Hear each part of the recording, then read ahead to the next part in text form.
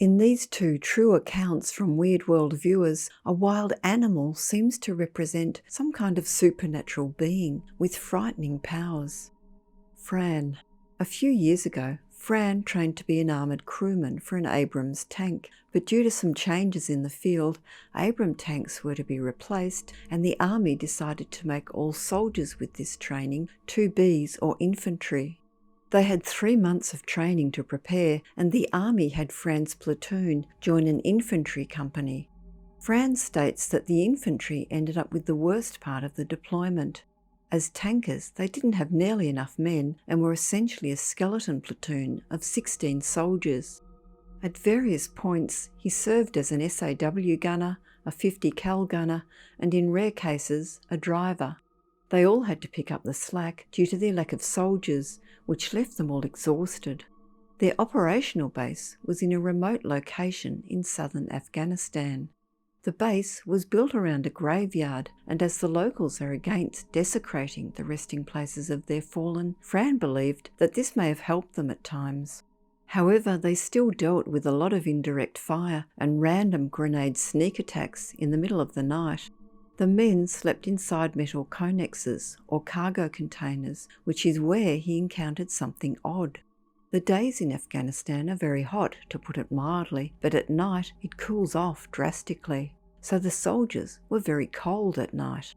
One night, Fran felt something on his face. It was a warm sensation, like someone was breathing on him. He opened his eyes and saw it, a black hound with glowing red eyes. Fran observed that the hound wasn't an average-sized dog. It was massive and also muscular rather than skinny like most hounds. It was breathing on him, and he could feel the warmth of its breaths. He did what anyone would do in that situation and took a swing at it. He described the action as a pathetic half-asleep punch. Eerily, his fist went right through the dog, which then dispersed as if its body was made of mist. He can still remember to this day that, as it disappeared, the mist circled into itself in small spirals. Fran took a second to rationalise what had just happened, but before that he heard footsteps and glanced behind him. A private and one of the lieutenants from an infantry platoon were in shock. The private was holding his M9 with its sights right where the dog was, and the lieutenant was holding a clipboard. It was a good thing that the private hadn't fired, as a round flying inside a metal shipping container is a recipe for friendly fire. The lieutenant pointed at Fran, and then he pointed at the door. Fran obeyed, and the 3 men talked about what they had just witnessed. The lieutenant and private had walked in and noticed the dog that was standing over Fran.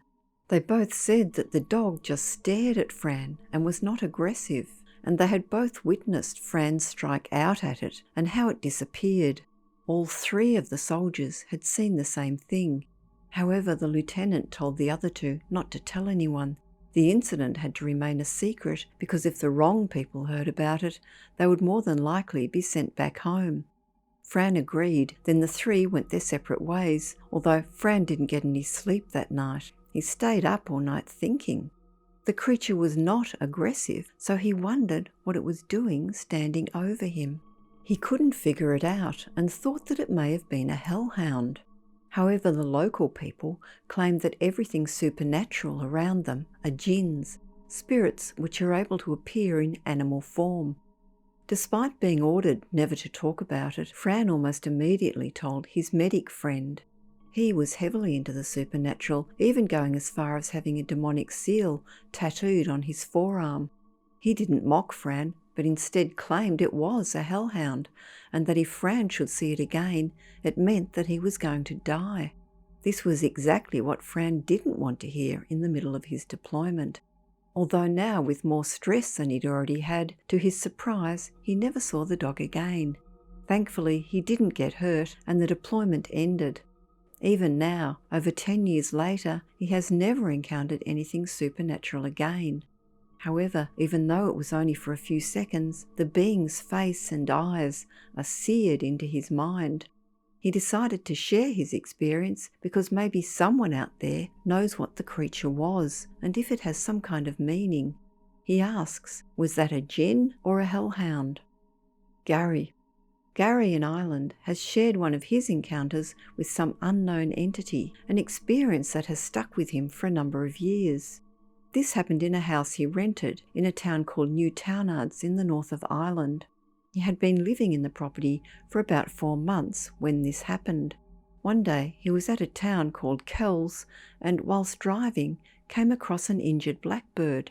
It had been hit by a car, so he jumped out of his van, wrapped it up and took it home. The bird lived in his kitchen for 2 days, also making quite a mess in the meantime. On the second night he had the bird, his partner came over to stay with her 2 young daughters.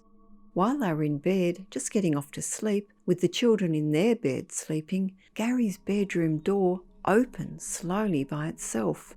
At first he thought the wind had opened it, as the door would close but the latch wouldn't engage to keep it closed.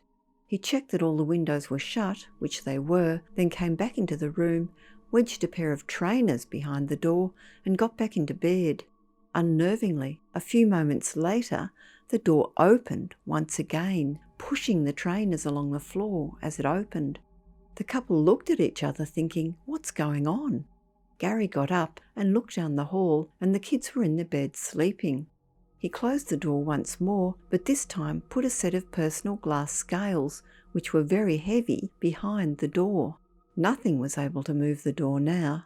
He hopped back into bed and once again the door opened, pushing the scales with it.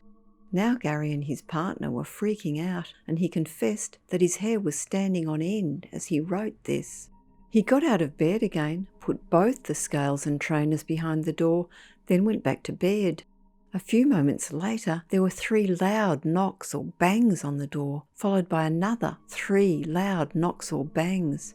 These were not light knocks, but what you hear when someone bangs their knuckles on a wooden door as hard as they can. The pair looked at each other, both thinking there's someone at the other side of this door. This time the door didn't open and Gary got up, removed the scales and trainers and opened the door. He was fully expecting someone or something to be there, but there was nothing. An empty space and the kids still fast asleep. When Gary got back into bed again, his partner suddenly sat up, choking and coughing. She couldn't tell him what was happening because of the coughing. Finally, when she stopped, he asked her what was wrong, and she told him that black smoke was coming from under the door. It was going down her throat and choking her, burning her insides, like the really bad heartburn she'd had whilst pregnant. Gary himself never saw the smoke. Both managed to settle down and finally sleep. When they woke in the morning and came downstairs, they found the blackbird dead in the kitchen. They wondered if the bird had anything to do with the haunting phenomena. However, strange occurrences continued to happen. The whole time Gary lived in the house, on most nights, all he could hear was banging coming from up his stairs. He assumed that this was caused by the neighbours banging about in their upstairs bedrooms. However, it turned out there was nobody living next door, so the mysterious ruckus was coming from up the stairs in the house Gary was in. Gary had the blackbird stuffed and mounted on the wall and says that his son had reason to believe that she came alive every night and flew about the house.